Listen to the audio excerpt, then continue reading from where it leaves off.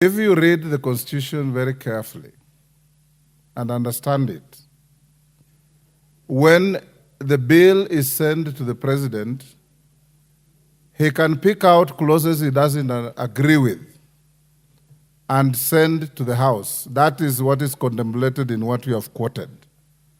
Then the bill will come back with specifically identified clauses that the president does not agree with, and a proposal on what he wants, or she wants, if the president is a lady. The House will then consider.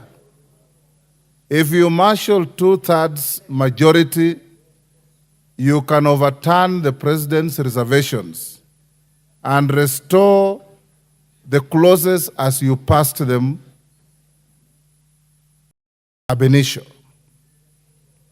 If you don't marshal, then the reservations become part of the bill. And the remaining parts of the bill which had no reservations, together with the reservations clauses that you either have agreed with or not agreed with, depending on the numbers you marshal, then there will be still a bill to take back to the president for assent. In this particular case, the president has expressed reservations on everything, including the title. So what has come here is a bill as you passed with a reservation on the short title, the long title, the memorandum, all the clauses. So if you fail to overturn what the president has reserved, then there is nothing to take back to the president for assent. And there is already precedent set by this House.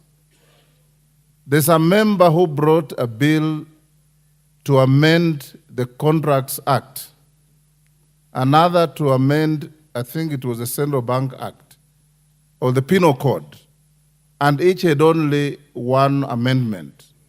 When they were taken to the president, he expressed reservations to the clause amending the Penal Code. The House was unable to overturn, so what was left was only the title of the bill and nothing else. You can't carry a title of the bill to the president for assent. So it all died there. Number 3, to Honorable Millie. Honorable Otienda Molo has engaged me on some jurisprudence on this matter. And we have engaged one-on-one. I've reminded him of my seniority in the legal profession and my long usage of the law. And I told him, and I want to repeat, that what he sent to me as a draft bill to repeal the finance bill were just papers. Because you can't repeal what is not an act of parliament. Once the bill was sent to the president, if the president does not assent to the bill within 14 days, it automatically becomes law. If he has reservations and sends it back to the House, then those 14 days do not apply. Then you come back to the House, deal with the reservations, and if you overturn his reservations, you take back the bill to him to assent as you have passed. So tell Honorable Otienda Molo that what I told him about the law and what he wrote to me is repeated in this House, and that the academic exercise was just good for communication between the Speaker and him, but carried no material value whatsoever in considering this bill. Honorable members, I hope that rests the matter. Yes, Caroli? Thank you very much, Right Honorable Speaker. I think we need some little clarity on the step that we will take as a House once we amend the bill by adopting the reservations of the President. Because what the Constitution says is when there's a referral, we have 2 options. One, we can amend by accepting all the reservations of the President. We have still amended the bill. Yes. Or we can review the reservations of the president and amend. In other words, we introduce new clauses. When we introduce the new clauses, the Constitution requires us to marshal the 2/3. But even if we adopt the amendments as expressed by the president, all the reservations, which I hope we are all going to do, the Constitution requires us still to present a document from the House to the president for his assent to signify that all his reservations have been accepted and that bill has been formally terminated. And may I read? If Parliament amends the bill fully accommodating the President's reservations, the appropriate Speaker shall resubmit it to the President for assent. So we must send a document from the House to the President. That is what the Constitution Honorable says. Karoli Thank you. Omondi, I don't know if you followed my explanation. If this, Honorable Karoli Omondi, if the President had sent to the House portions of the bill on clauses he does not agree with, then the bill, as you passed in portions he has not expressed any reservations, remain validly passed. Then you deal with what he has reservations on. If you marshal 233 and overturn his reservations, you send back the bill in original form as you passed it. Then he has to assent. If you fail to raise 2/3 and you have clauses that were saved in the memorandum, then you take back the bill as you passed it with the reservations as they came as now part of the bill. So the bill is now amended with those reservations.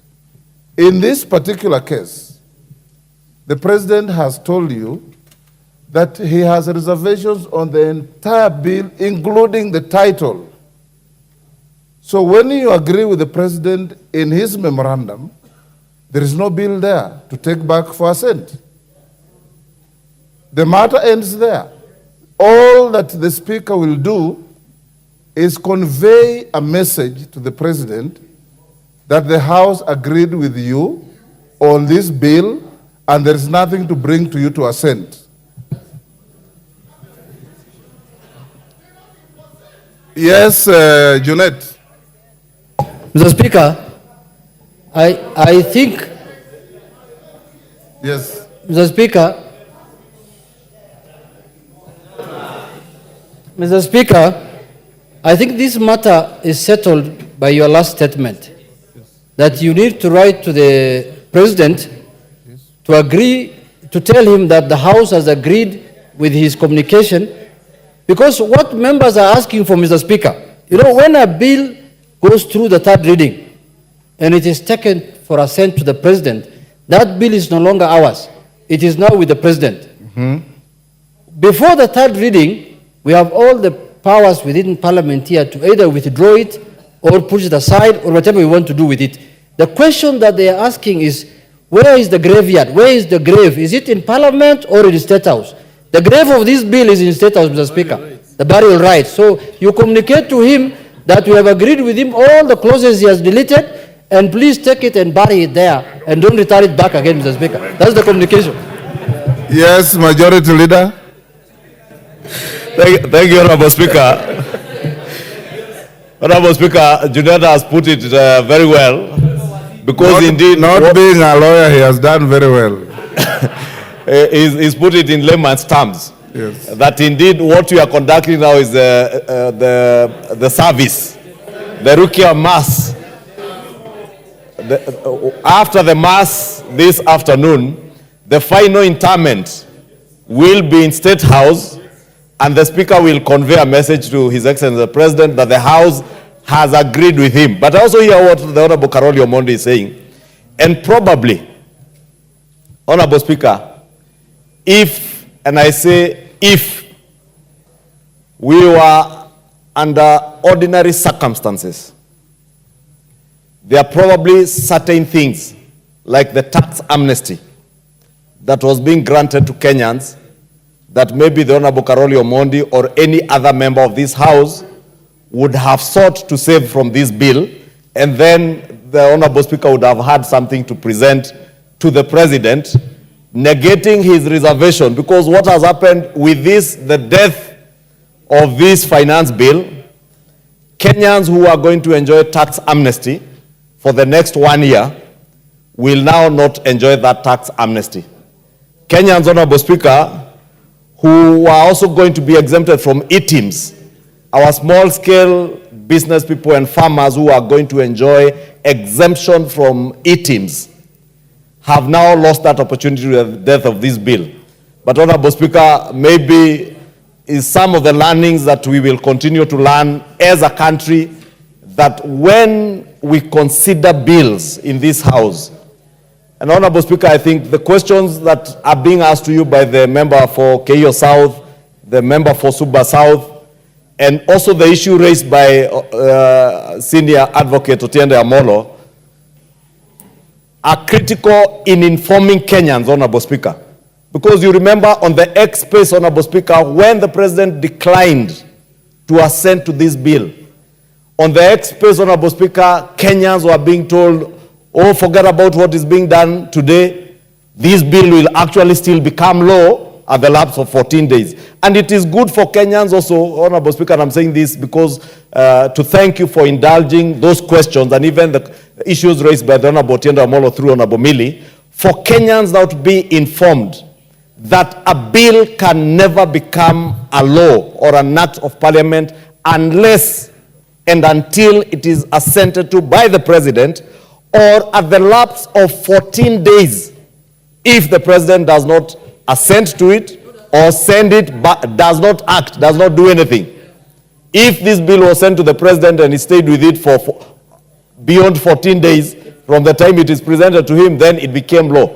And Honorable Speaker, these are some of the untruths and falsehoods that were being peddled out there, Honorable Speaker.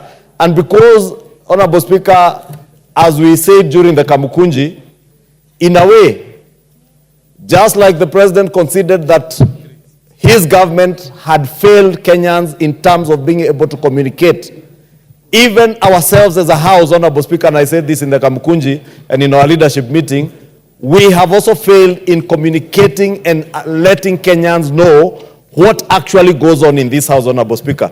I remember many Kenyans at the end of the second reading believed that now that was fait accompli and the bill had come to an end.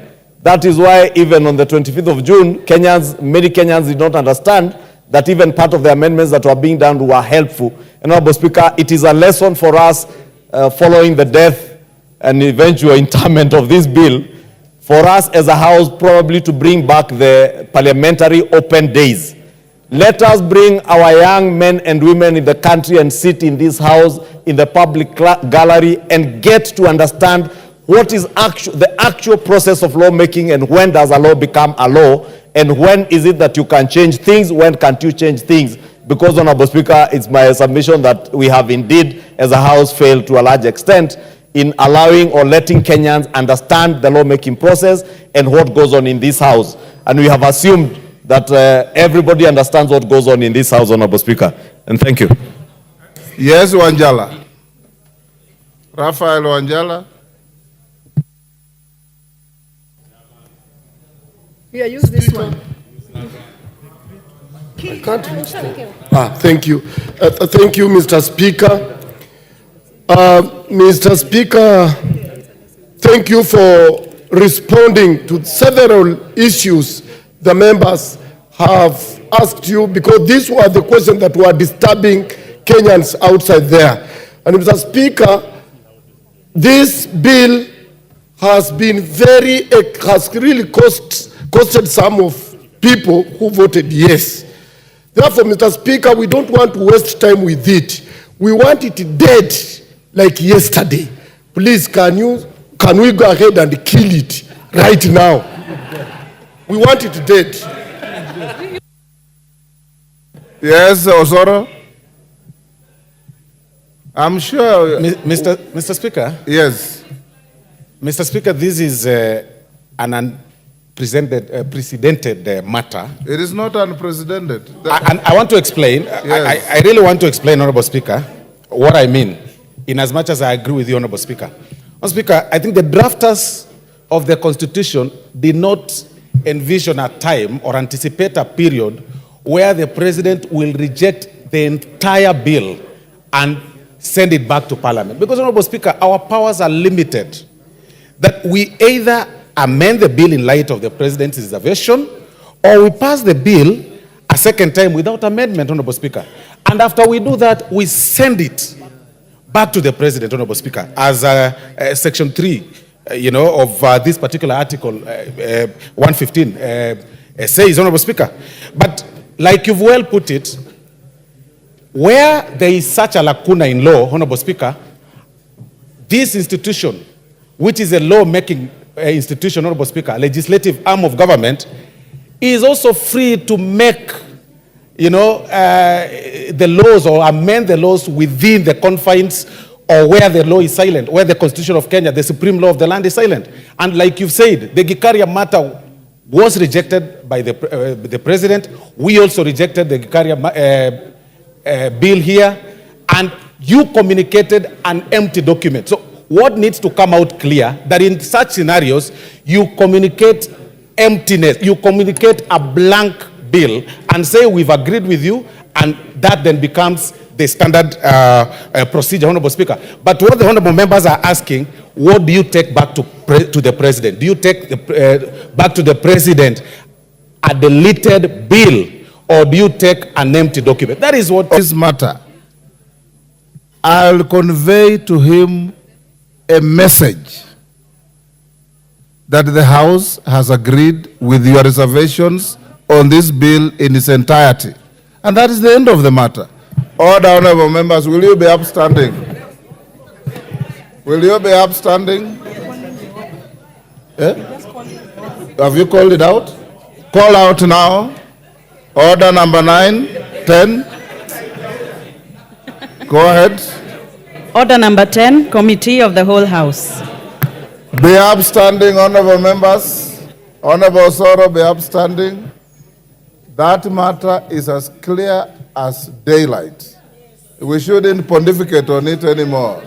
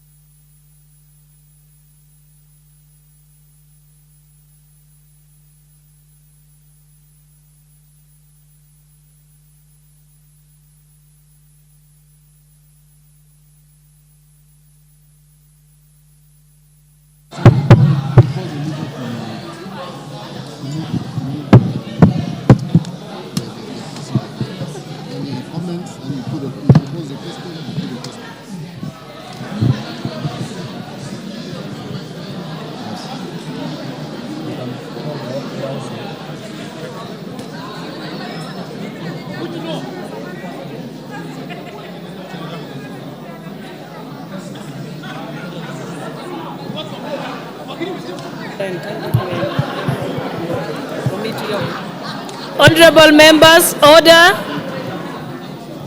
Order, honorable members. We are now in the Committee of the Whole House. You may be seated. Honorable members, Honorable Osoro as whip.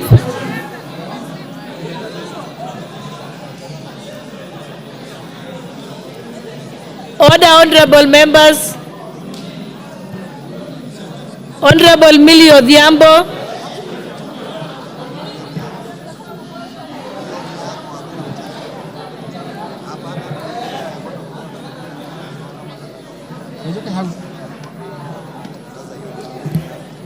Honorable members, let us proceed. Honorable Millie Odhiambo, you're the incoming leader of minority, and you're practicing, but you should be putting order in the House. Let us proceed. Honorable members, we are now in the Committee of the Whole House. Consideration of the President's reservations to the Finance Bill, National Assembly Bill number 30 of 2024. Yes, well, yes, your point of order, Honorable Kajwang. Madam Chair, I thank you for chairing this session, and I thank the substantive speaker for correctly analyzing the constitutional meaning of Article 115, 3 and 4. Now, Madam Chair, when you look at those articles, in my view, and today you have a very able clerk that is averse to these issues, and perhaps we can think together. But when we get into a committee stage such as this, the chair should satisfy herself or himself that we quorate. In other words, we must have 2/3, even to consider, even to sit on it. And if that is, if we miss that, then, Madam Chair, we need not go clause by clause, so that we don't have to sit here for the whole time and yet we are not able to consider even the first clause, even the title. It is an act of futility, it is an act in vanity. I submit. Honorable TJ Kajwang, I think the substantive speaker has already pronounced himself on the quorum required. But also you shouldn't fear that we shall take too long, because we are having them in various chapters on subject matter. So we will be able to proceed quickly. So yes, we shall, your concerns are alleviated. Let us proceed. Mover, Leader of Majority. Provisions relating to Income Tax Act, Cap 470, clauses 2, 3, 4, 5, 6, 7, 8, 9, 10, 11, 12, 13, 14, 15, 16, 17, 18, 19, 20, 21, 22, 23, 24, 25, and 26. Mover, the Majority Leader, proceed. Income tax. Thank you, Chair. I beg to move that the clauses as read out be deleted as proposed by His Excellency the President. Honorable Speaker, these are some of the clauses that are indicated when the Speaker was still on the chair, that part of the changes that would have come with this finance bill, part of the positive things that came with this finance bill, which unfortunately, Honorable Speaker, as the country engaged both here, at least not here because they were pointed out, but as the country engaged even on the X spaces and elsewhere in other public fora, these are some of the positives that nobody ever spoke about. Honorable Speaker, with the deletion of these clauses on the Income Tax Act, I have indicated, Honorable Speaker, that we intended to give exemption to mamambogas, subsistence farmers, small-scale traders, anyone who is required to file their returns using e-teams, Honorable Speaker, they are going to be exempted. And especially for our farmers and micro-enterprises, Honorable Speaker, whose gross income is below 1 million shillings, they would not need they never needed or would not have been required to file their returns through e-teams. But Honorable Speaker, if you can protect me from Honorable Kawanjiko who is conversing in Kikuyu behind me.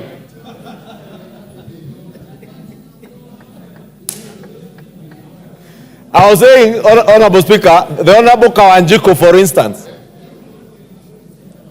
Shiko from Ruaka, who is a small-scale trader, would not have required to have an e-teams to file her returns if her gross income is below R1 million shillings. All that is lost, Honorable Speaker, now with the deletion of all these clauses. Honorable Speaker, we are going to introduce minimum top-up tax to multinationals, not for Kenyan companies, Honorable Speaker, but for multinationals to be able to top up their taxes if they are paying in other jurisdictions a tax rate that is lower than that which is being paid for here. For instance, Honorable Speaker, if there's a multinational operating in Kenya and through profit transfers they are paying, say, 15% in another country, and here the corporate tax rate is at 30%, to top up that 15%. And that would have meant that those multinationals would have paid more taxes to us and generated more revenue. That, again, Honorable Speaker, is lost. More importantly, Honorable Speaker, for me, many Kenyans, especially many business people, came to us and said that they are owed hundreds of billions by our county governments and even by government ministries. While they are owed by government, both at the county and national level, the same government is demanding taxes from them, and they are being penalized for taxes that they have not paid. And they are getting a tax amnesty for a further period of 9 months as the pending bills committee completes its work and money is processed for them to get paid so that they pay their taxes without paying penalties. And this would also have increased our revenues by close to another 30 to 40 billion shillings, besides being a relief to many of our business people. Unfortunately, Honorable Speaker, many of these business people now will have to contend with dealing with KRA because that tax amnesty came to an end on the 30th of June this year, and therefore they will not be able to enjoy that tax amnesty that was extended to them in the Finance Bill of 2023, and which we sought to extend to this year to next year around March by a further 9 months. Lastly, Honorable Speaker,